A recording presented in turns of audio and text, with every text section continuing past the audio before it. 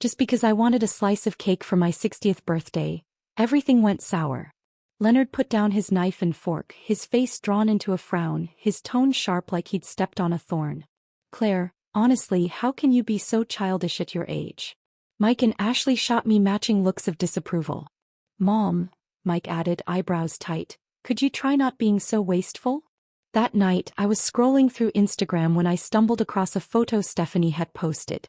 It was taken at a luxury restaurant in Manhattan where the prix menu starts at over $1,000 per person. Leonard, Mike, Ashley, and little Noah sat around a pristine table, smiling like the picture-perfect family. A family. Complete. Except for me. Well then they can go ahead and be a family. It had all started with a tiny request. That night at dinner I spoke gently, almost cautiously. My birthday's this weekend. I was hoping we could go to that Michelin dessert place in Brooklyn, just for a slice of their signature cake. Leonard froze. His knife clinked sharply against the plate, a crisp, jarring sound. He narrowed his eyes, his voice lined with scorn barely held back. Claire, how old are you again? Still daydreaming about birthday cake? That place charges over $100 for a piece of sugar. Do you think we're made of money? Instinctively, I wiped my hands on my apron, my fingers clenched so tight they turned pale. 30 years. 30 years, and all I wanted was one bite of something sweet on my 60th birthday. Stephanie went last week, I offered softly. She said it was incredible. I didn't even finish before Mike cut me off, his voice cold. Mom, Dad's right. Things are tight. We need to spend money wisely. Totally unnecessary. Ashley paused, fork in hand, casting me a look I couldn't quite read. Then Noah scrunched up his nose and shoved his plate away. I don't want to sit next to Grandma. He pinched his nose and shrieked. Grandma smells gross like a pig, and she wants cake. Ashley quickly covered his mouth, forcing a nervous laugh, but there was no hint of reproach in her eyes. Noah yanked her hand away and proudly declared, Stephanie, Grandma says life should be elegant. Grandma only knows how to buy used junk from flea markets. She doesn't know anything about elegance. The air froze solid. Leonard cleared his throat, looking mildly uncomfortable, but said nothing. No one did. My throat tightened. I couldn't say a word. I just stood up quietly and walked to the bedroom. The soft click of the door shutting felt like the last fragile piece of me shattering. Outside, Leonard's muffled voice pierced the silence. She's always been so competitive. It's pathetic. Look at her. She really thinks she can measure up to Stephanie. Something inside me twisted hard. And then, the doorbell rang, cutting through the tension like a siren. Leonard's voice suddenly lifted, filled with false cheer. Stephanie. You should have told us you were coming. The living room exploded with noise. Noah squealing with excitement, Mike and Ashley fawning over her with sugar-coated greetings. Behind the closed door, I listened to the laughter, the small talk, my fingers curling tighter and tighter into fists. Where's Claire? I don't see her. Stephanie's voice lilted, sweet with artificial concern. Ashley chuckled. She's probably sulking again. You know how she is, always taking things too seriously. Leonard's voice dropped, dismissive. Don't even start. She's throwing a fit over some dumb cake. 60 years old and still acting like a child. Then came Mike's voice, joining in without hesitation. Let her be, Aunt Stephanie. Let's just ignore her. Leonard jumped on that cue. Right. Let's not waste energy. Heard you won some big design award? We should go celebrate. Noah squealed again. Yay. Let's go eat a feast. No grandma allowed. Let her stay home and sulk. The front door shut with a heavy thud. The living room went quiet. And there I was. Alone. I stood beside the dinner table, staring at the half-eaten scraps left behind. My hands trembled as I slowly began to clean up. 30 years ago, the man who came home from work would stand in this doorway holding a cheap bouquet of grocery store daisies, grinning as he said, "You're amazing, Claire." Now I ask for cake on my birthday and become the punchline of the whole damn family. Once Leonard promised me, "When we're doing better, I'll help you open that bakery." I know it's your dream. No. Just a bitter joke. I wiped down the table, cleared the dishes, listening to the sharp, hollow sound of plates clinking. Even that felt like a kind of mockery. It was midnight and they still hadn't come home. Outside, a soft rain tapped against the windows, a steady drizzle blurring the edges of the night. I hesitated, then picked up my phone thinking I'd send a quick message, just to remind them to drive safe. But the moment I opened the screen I saw something new. Stephanie had just posted, then swiftly deleted, a photo on Instagram. In it, Leonard had his arm wrapped casually around her shoulders. Mike and his family were there too, all gathered around a lavish dinner table draped in a white cloth, plates gleaming with gourmet food, champagne flutes raised. The caption burned through me. Grateful for my dear old friends for helping me celebrate my award. This dinner was everything. Can't wait for our weekend photo shoot at the couture studio. The phone slipped from my fingers and hit the floor, screen shattering into thin spiderweb cracks, just like my heart in that instant. Each smiling face in that photo felt like a knife, driven deep and deliberate. They looked like a perfect, happy family. And I, the woman who gave 30 years to this family, had become an afterthought. A joke. My vision blurred as tears rushed in, unstoppable. All those years, working, sacrificing, swallowing my pride, had led only to rejection and disdain. Sometime past midnight the lock clicked. They were home. As soon as the door opened, Noah squealed. "Stephanie, grandma is amazing." Mike quickly hushed him. "Shoo, not so loud. You'll wake up your grandma. She'll start with that cake nonsense again." From the shadows of my room, I listened through the crack in the door, each word dragging me further down. To them Stephanie was flawless. And I? Just a bitter, nagging old woman who couldn't let go of a stupid cake. The next morning, Leonard walked in like nothing had happened and tossed a suit onto my lap. "Press this. I'm wearing it this weekend." He paused, lips curling into a smug smile, voice light and careless. "Stephanie booked a full family portrait shoot." I clutched the suit tightly, my throat constricting. I could barely breathe, but I still forced the words out. "What about me?" Silence. The only sound was the creak of his shoes on the floor.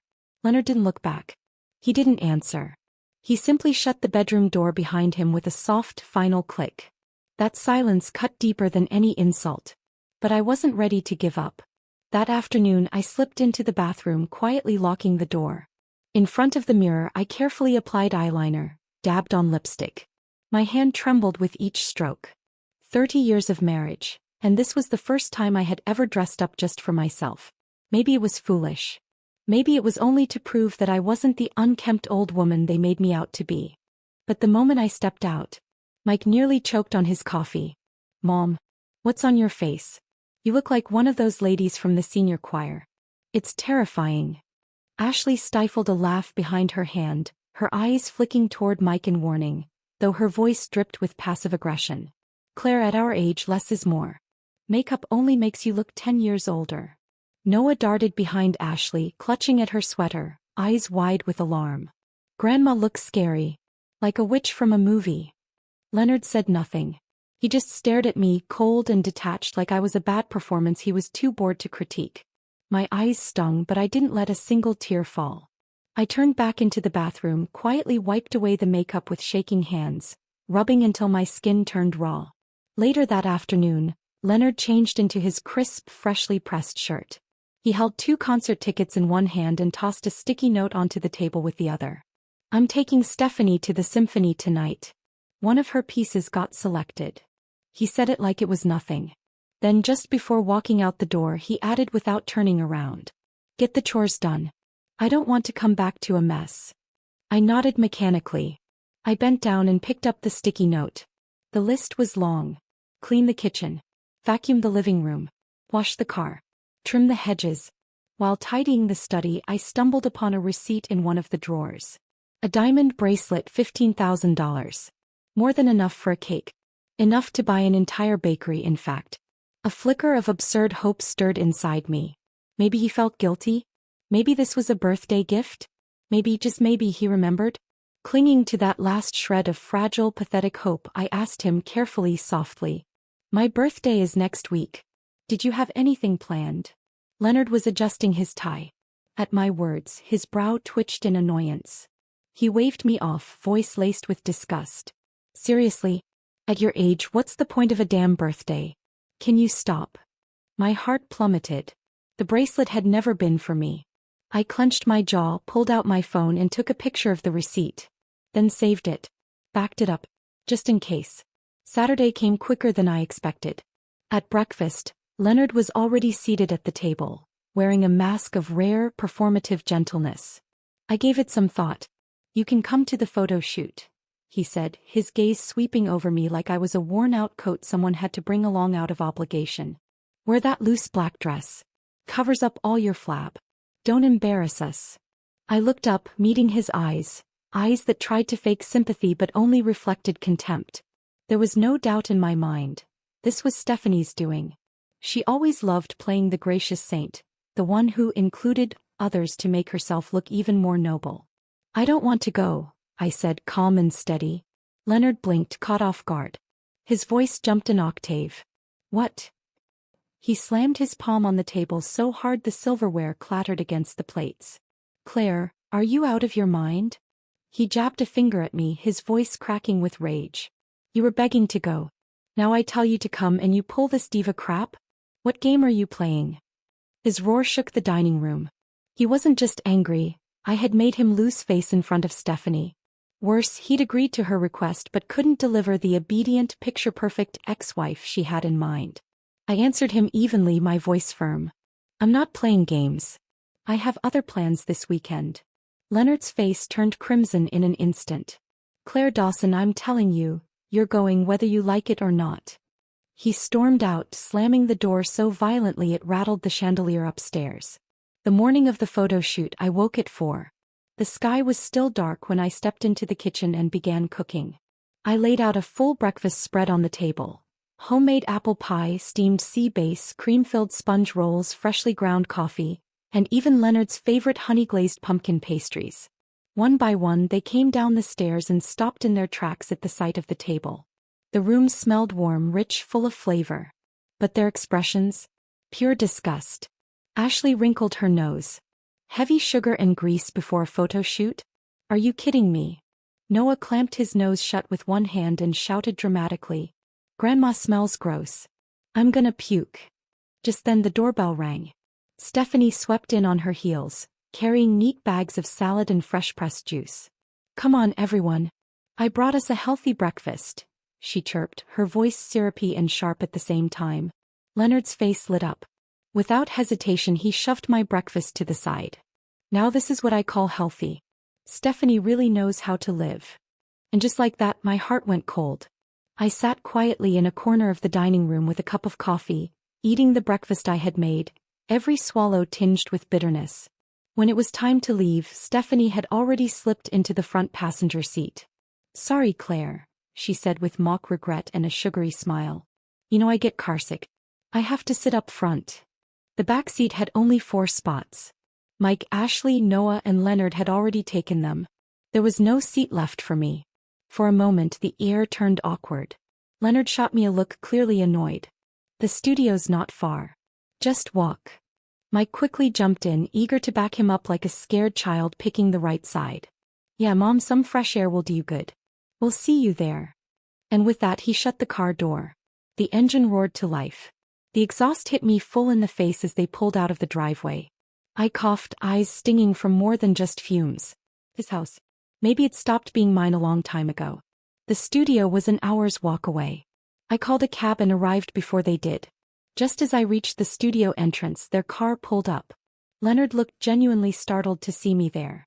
Stephanie, on the other hand, wore that smug little half-smile she reserved for moments like this. She walked over and glanced pointedly at the receipt still in my hand. Well, Claire, cab ride. That must have cost a pretty penny. If it had been the old me, I would have forced a laugh and brushed it off. But not today. I looked at her squarely and said, at least I paid for it with my own money. Stephanie's face froze. For a moment the air went still. She clenched her jaw, the smile twitching at the corners of her lips. Then, out of nowhere, I felt a hard shove against my back. I stumbled forward, slamming into the corner of a studio table. A searing pain tore through my lower back. I nearly collapsed. I spun around to see Leonard storming toward me, face twisted with fury. Claire Dawson, what the hell do you mean by that comment to Stephanie? Stephanie didn't even have time to react before Leonard raised his hand, furious. Leonard.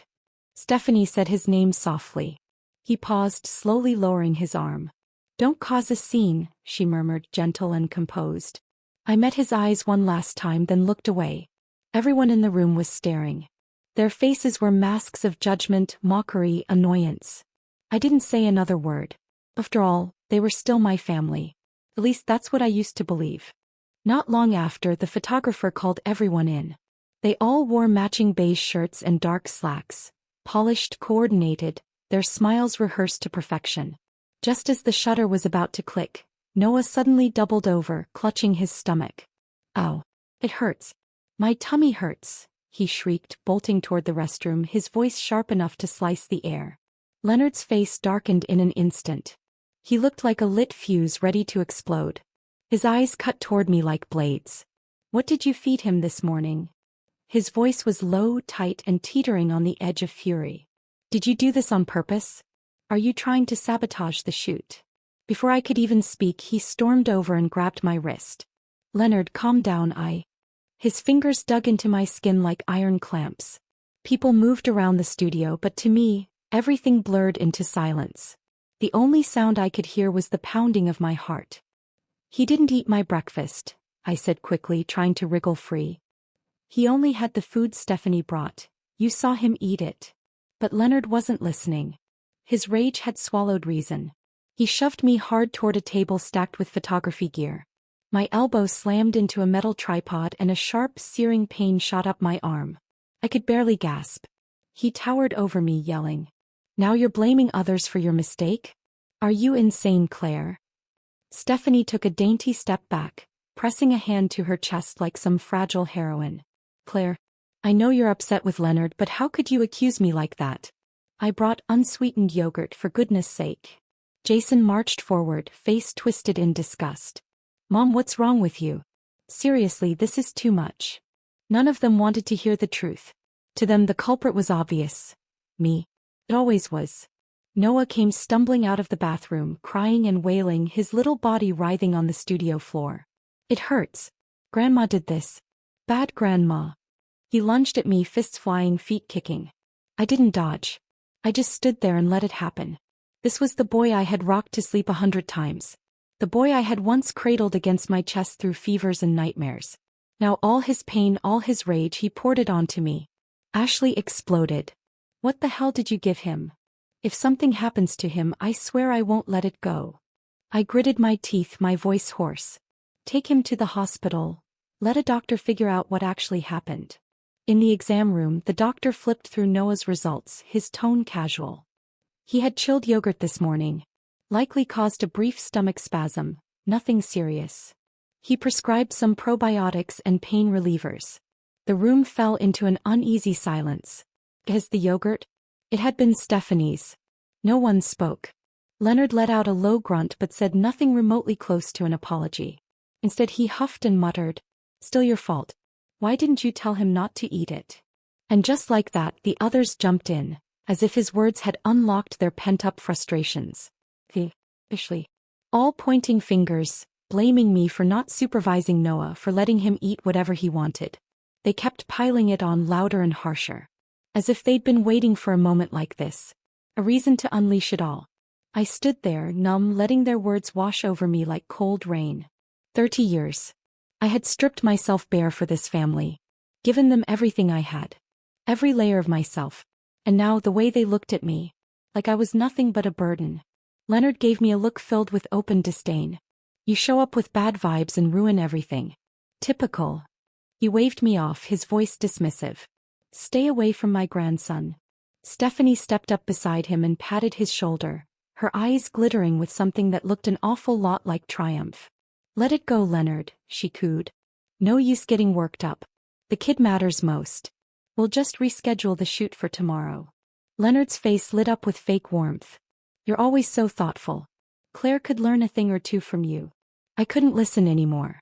I slipped away from the group, pushing through the hallway until I found the restroom. I locked the door, turned on the faucet, and let the water run over my hands as my tears finally spilled. 30 years of loyalty, of care, of effort. And all I had to show for it was pain, humiliation, and blame.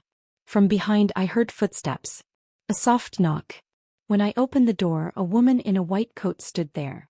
She looked at me for a moment, then reached into her coat pocket and handed me a card. "My friend's a lawyer," she said gently. "If you ever need help, she's good. Really good." I took the card with trembling fingers, my voice barely a whisper. "Thank you." By the time I stepped outside the hospital, night had fallen. The air was bitter and sharp. Leonard was gone. He had taken Jason and the rest home in the car. No one had waited for me. No one had called. I stood on the curb watching their tail lights vanish into the dark. And in that moment I knew. They'd finally done it. They'd erased me from this family. Completely. By the time I got home it was nearly midnight. The house was quiet. No lights on, no voices. Just the sound of running water from the bathroom and the faint, persistent buzz of a phone vibrating on the coffee table. I walked over. Leonard's phone screen was glowing with a group chat notification. "Stephanie, given what happened this morning, to avoid any more surprises, we're rescheduling the shoot for next Tuesday. And this time, let's not include Claire. Thoughts?" The replies popped up in quick succession. "Leonard, great idea." "Jason, I'm in." "Ashley, Stephanie, you always think of everything." "Stephanie, just looking out for everyone.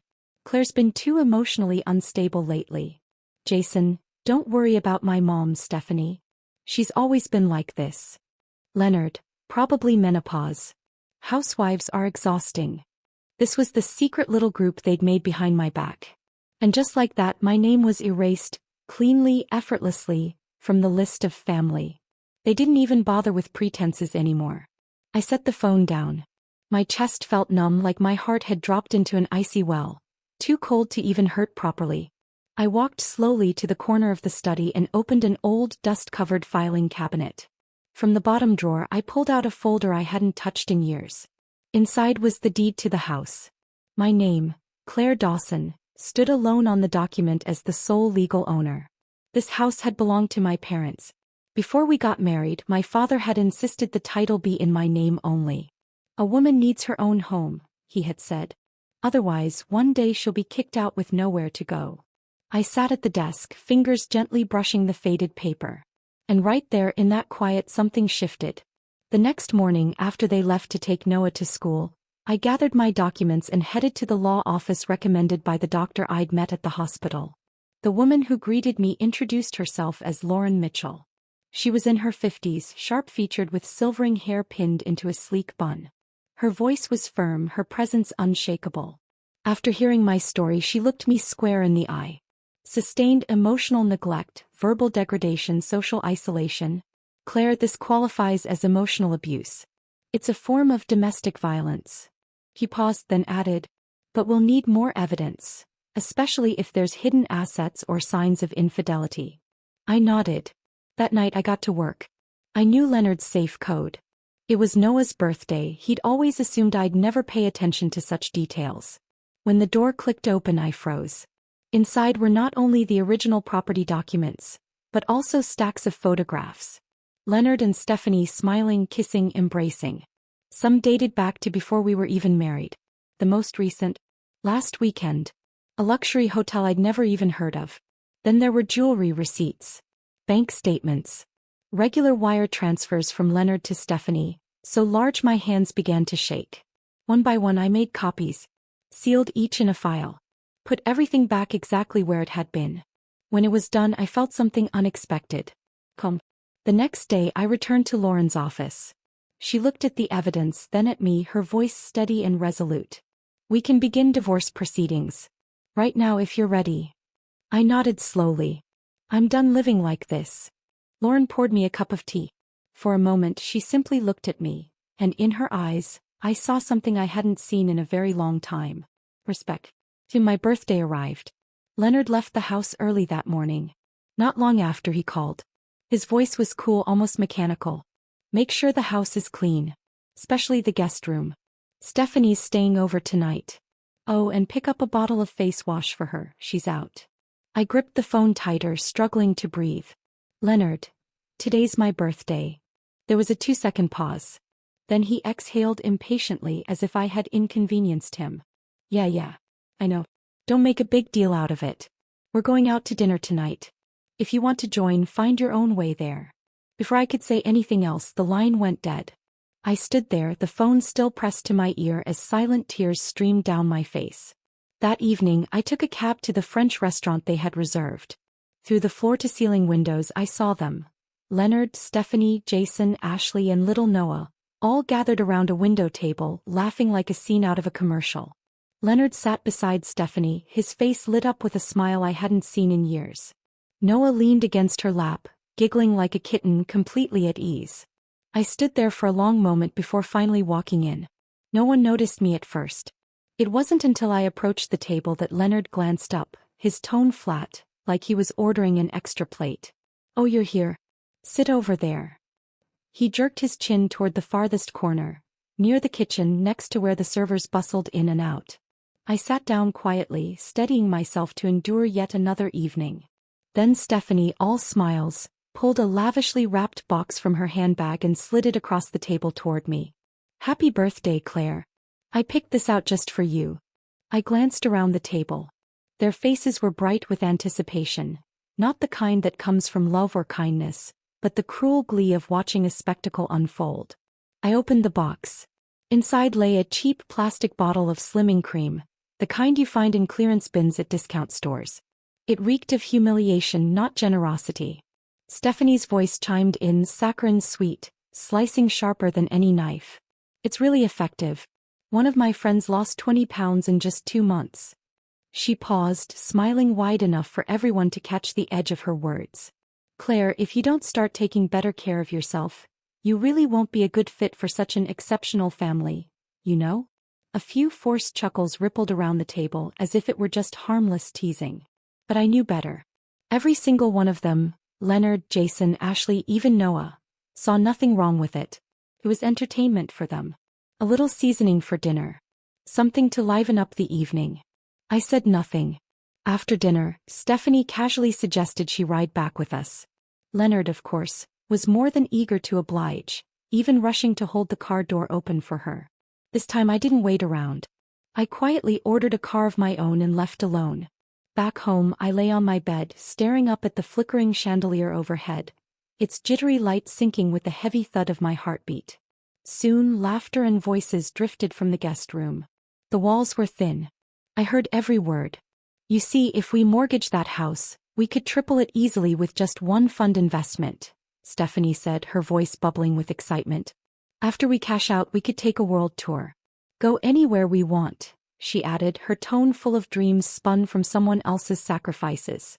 Leonard chuckled low, the kind of thrill I hadn't heard in years. "Her house. Prime location. Good structure. It's one of those old properties her parents left her. It's doubled in value at least." Stephanie laughed even louder. "What if she says no?" Leonard let out a sneering laugh, colder than the midnight wind. She spent her whole life being spineless. She wouldn't dare. She's timid. Obedient. Always has been." I gripped the bedsheet so hard it tore slightly under my fingers. Tears soaked the pillow beneath me, silent and relentless. This house. This man. They had never respected me. Not even a little. 3 days later, it was Stephanie's birthday.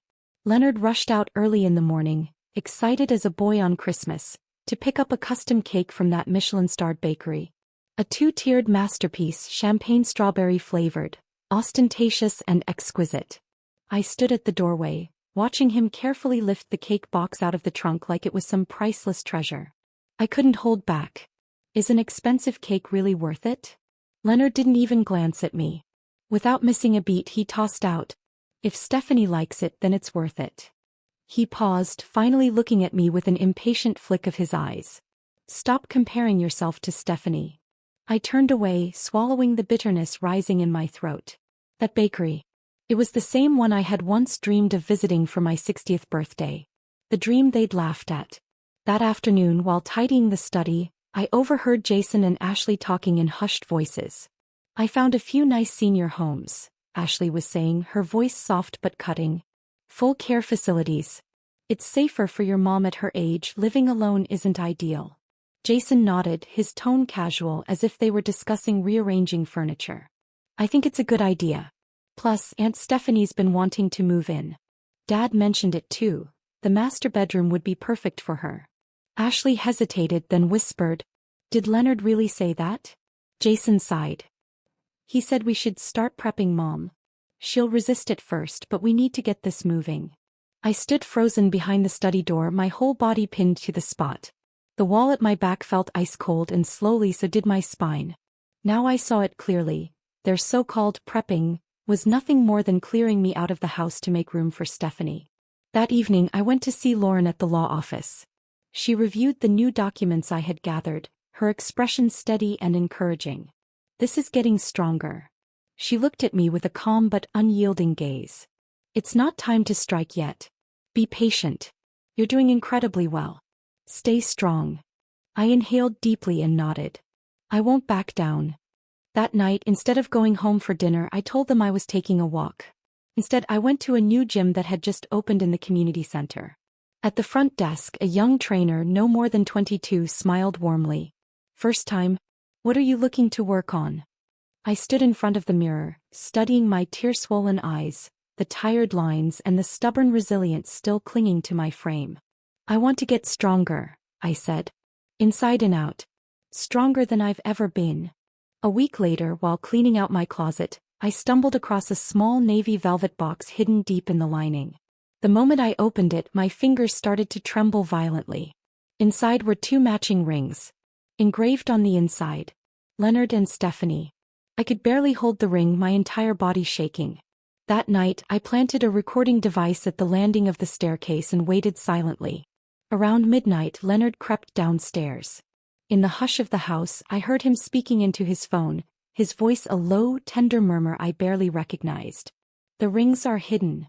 Once she gets the hint and moves out, we can be together properly. He chuckled softly. Once we sell that house, we'll have enough to travel the world, several times over. On the other end of the line, Stephanie laughed, a sound thick with satisfaction. She begged me today to help Photoshop the family pictures, wanted to look slimmer. Leonard snorted. She can Photoshop herself into a twig for all I care. That picture still screams, pathetic. There was a pause, then he added with a cruel intimacy. Soon we'll take a real family photo. Without her. I stood there, cloaked in darkness, gripping the recorder so tightly my knuckles turned white. There were no more tears left to cry. My heart had shattered into so many pieces, it had gone quiet. Right there in that shadowed stairwell, I let go of the last fragile thread of hope I had been clinging to. The next day, when the whole family went off to retake their precious family photos, I faked an illness and stayed behind. After they left, I sat by the window and watched the morning sun climb higher in the sky. For the first time in years, I felt completely, utterly calm. I hadn't expected Leonard and Jason to come rushing back before 2 o'clock. "Mom," Jason said, beaming, his voice almost unnaturally cheerful, "we need you to come to the notary's office this afternoon. Just a quick signature." Leonard stood behind him, arms crossed, tone casual, but his eyes wouldn't meet mine. "It's about the house.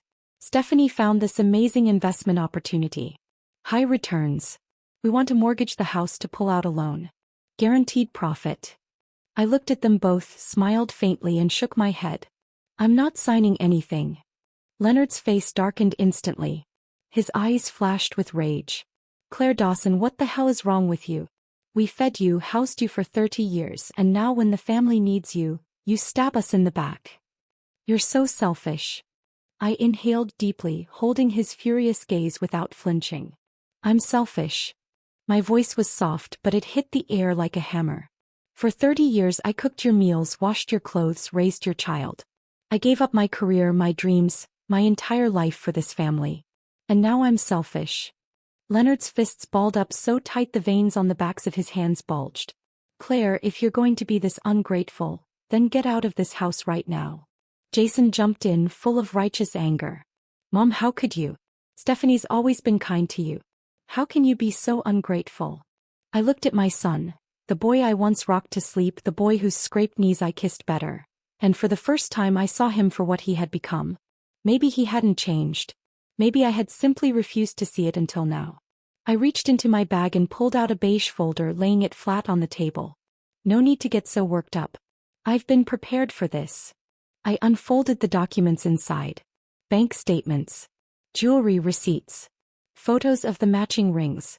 Screenshots of Leonard's midnight phone calls with Stephanie. This house has already been legally transferred to a trust managed by my lawyer. You can't touch it, not 1 cent. I paused, letting that sink in, then said even more softly, yet with unshakable force. And this morning I officially filed for divorce. I tapped the folder lightly. These documents. I imagine the court will find them very compelling. Leonard's face went from red to ghostly white. His lips trembled, but no words came out. You're insane, he finally roared. No, Leonard. I stood up, my voice calm and steady as steel. I'm finally sane. Jason's face twisted in shock and fury. How could you do this to Dad? To me? If you go through with this, I'll never call you Mom again. I listened quietly, letting him finish his tantrum. Then without blinking I answered, Jason, you are my son. I love you. But I don't owe you. I closed the folder slowly. If you're looking for a mother figure, you already have Stephanie. You made that choice. I added in the same even tone. You and Ashley were planning to move me into a nursing home, to make space for Stephanie in the master bedroom. That home you keep talking about. It was never mine to begin with. Jason was silent on the other end of the accusation. Mom, I didn't mean it like that.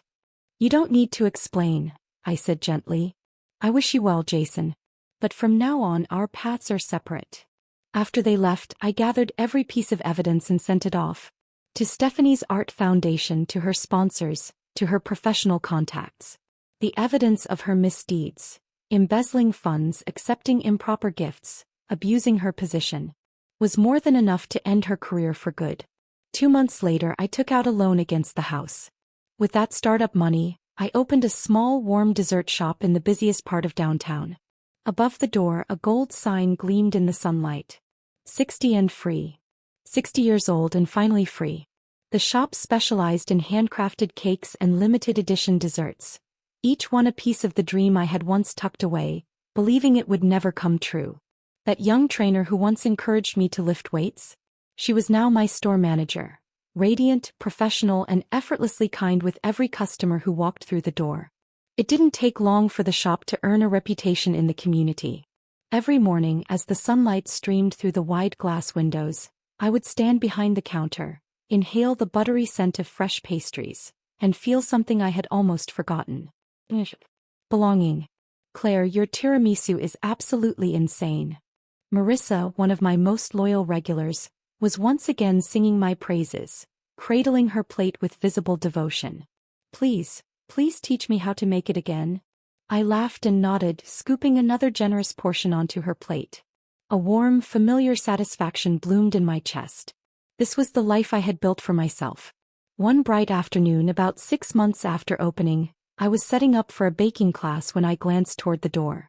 Standing outside the shop looking utterly wrecked were Stephanie and Leonard. Their suits were rumpled, their faces hollow and tired. Stephanie had been fired from the Arts Foundation for embezzlement. Leonard had lost his teaching license after an ethics investigation. Behind them stood Jason, looking small, defeated. His eyes carrying the weight of hard lessons the world had finally forced him to learn. Mom. Jason's voice was low, almost pleading. Can we talk? I wiped the cream from my hands, smiling gently but firmly. Pie customers are here, I said lightly. You're welcome to look around if you like. And with that I turned away.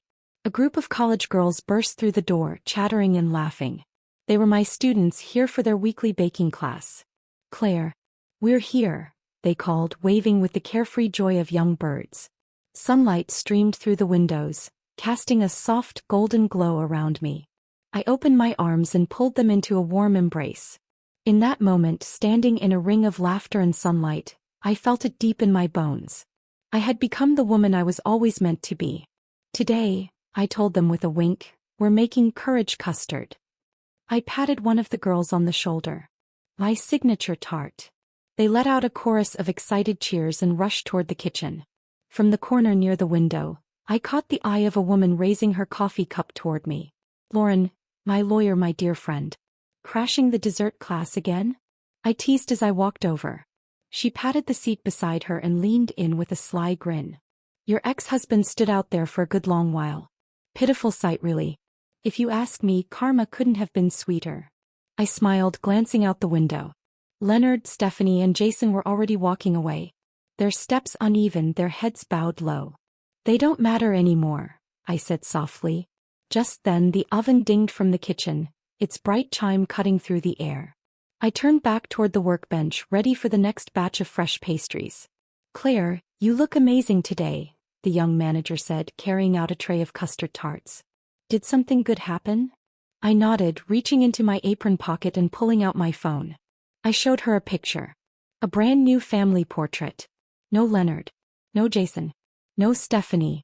Just me, standing proudly in a soft blue apron, a gentle smile on my face. Surrounded by my staff, by the girls who baked and laughed and dreamed with me. This, I said, my voice warm. This is family. The people who love you. The ones who cheer for you simply because you exist. Later that evening, I closed the shop's glass door behind me. The street outside was washed in the deep, burning orange of sunset. My shadow stretched long across the sidewalk, but it no longer hunched. It stood tall. My phone rang again. It was Jason. The third call today. I hesitated for a moment, then answered. Mom, we really need you. His voice cracked, trembling with emotion. Dad and Stephanie, they broke up. He wants to come home. I didn't slow my pace. I kept walking, eyes fixed on the glowing skyline ahead, and answered softly. Jason, I'm sorry to hear that. But the mom you could trample on, the one who swallowed every insult without a word. She's gone. I paused, letting the weight of that truth settle between us. Good luck. And I hung up. I tucked the phone away and turned, walking toward the Michelin-starred restaurant just down the street. The one I had always dreamed of visiting, but had never once booked a table at, not in 30 years. Good evening. I have a reservation, I told the host with a smile. A table for one. By the window, please. The host pulled out the chair for me and I sat down slowly, savoring the moment. When the menu came, I didn't hesitate. I ordered the most decadent dessert tasting they offered. This is my birthday present to myself, I whispered inside my heart. A gift that was 30 years overdue. Outside the window, the city shimmered like an endless celebration, lights twinkling against the night sky. I lifted my glass and caught my reflection in the window. A woman of 60, smiling gently at herself. The woman I saw now was no longer a shadow shrinking under someone else's approval. She was her own story. Her own flame. To freedom. To courage, I whispered, raising my glass. To the woman who finally learned to love herself. The evening breeze brushed past the window, soft and tender, as if it were sweeping away years of silent tears and unspoken grief. From today on, my life would be mine alone to write. No more waiting for permission. No more shrinking to fit spaces too small for who I had become. Just me. And the woman I chose to be. The waiter brought the dessert. I closed my eyes, clasped my hands lightly over my heart and made a wish. Not just for myself, but for every woman who had ever been ignored, misunderstood, made invisible. May you wake up soon. May you realize you were never the problem. And may you finally see that the light you've been waiting for has been inside you all along. I took a small bite of the cake. The sweetness bloomed across my tongue. Tasted like freedom. Tasted like peace.